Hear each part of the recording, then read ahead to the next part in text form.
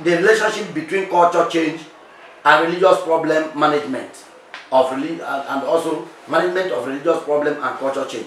What are the relationships? What is the relationship between, culture change and religious problem? On this relationship between culture and society, of course, we start with relationship between culture and society.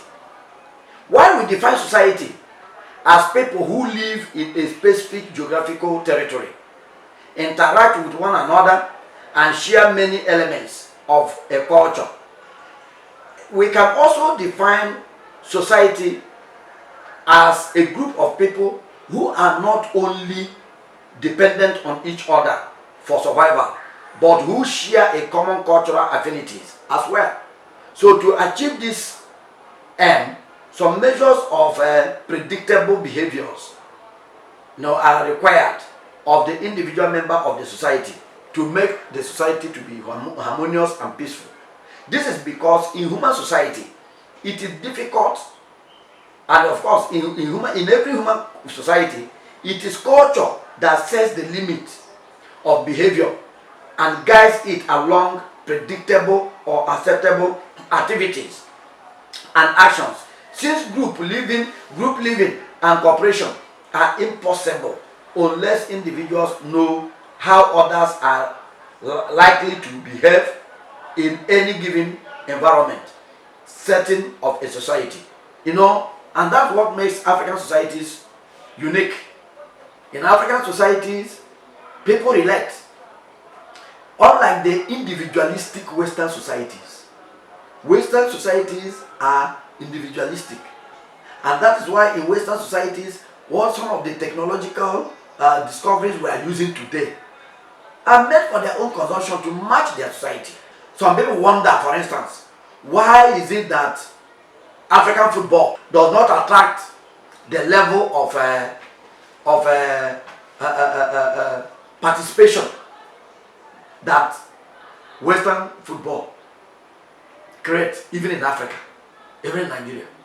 If you hear that 2 African countries are playing, unless it's an event of World Cup, you will see that some stadiums will be, or some stadium will be open, scanty.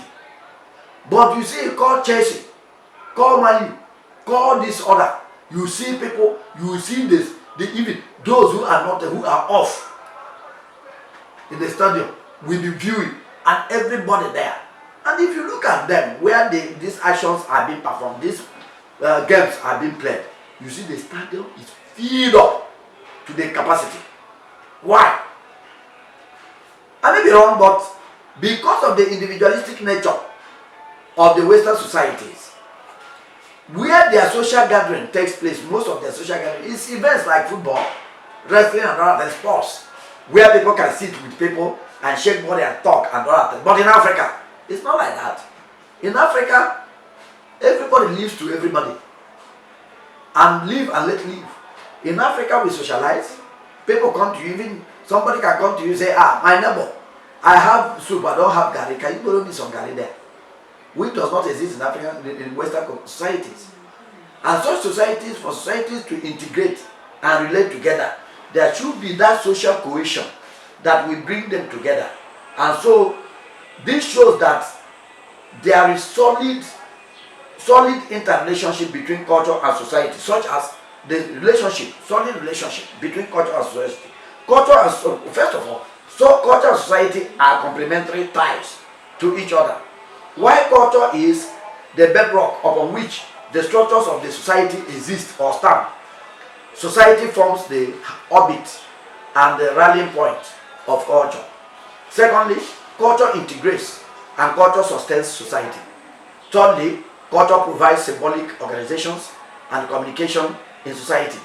Fourthly, both culture and society are preserved by language, and that is it. It's the language that is a uniting force, linking.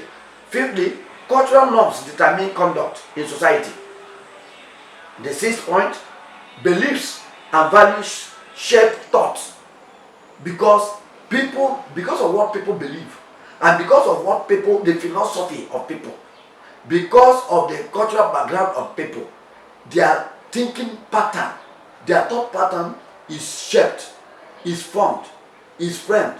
People's milieu, cultural milieu, understanding of things affects the way they reason and the way they talk. The seventh point or relationship is belief component of culture fosters group dynamics in society. Belief component of any culture fosters group dynamic, the changes that the society has that makes society run. And finally there, culture, through its value element, define the ideal principles of what is desirable, acceptable, and cherishable or cherished in a society. So culture and society are interrelated. In the same way, religion and society are also interrelated. There are areas of relationship also which bears on social change as well between religion and society. We give just some here. First of all, religion is a social institution of society. In that relationship, religion is a social institution of the society, and they are interwoven. One cannot do without the other. Secondly, religion confers legitimacy on the norms and values of society.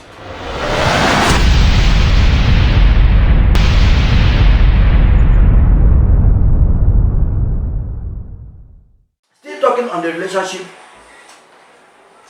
between religion and society, we said already that religion is a social institution of society, and they are interrelated to such. Secondly, we say religion confers legitimacy on the norms and values of the society. Without religion, every rule, every norm, every value of the society is religiously followed or religiously maintained.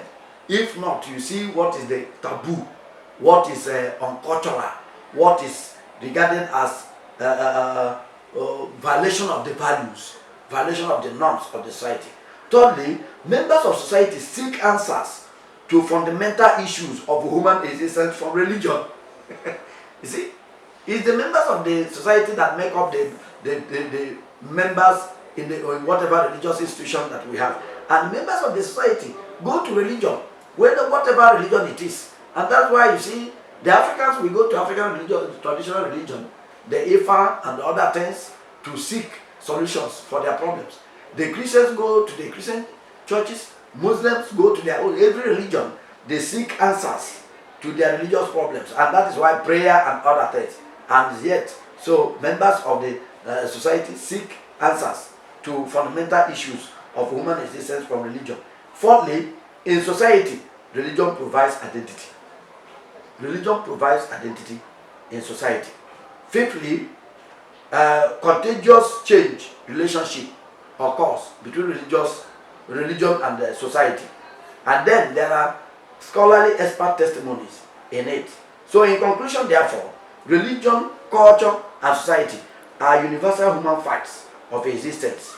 So that should be acknowledged. So acknowledgement of their importance is traced to the ancient period.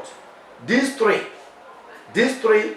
religion, culture, and society, are the fundamental frameworks for existence, and their conception and definitional variables crisscross among themselves.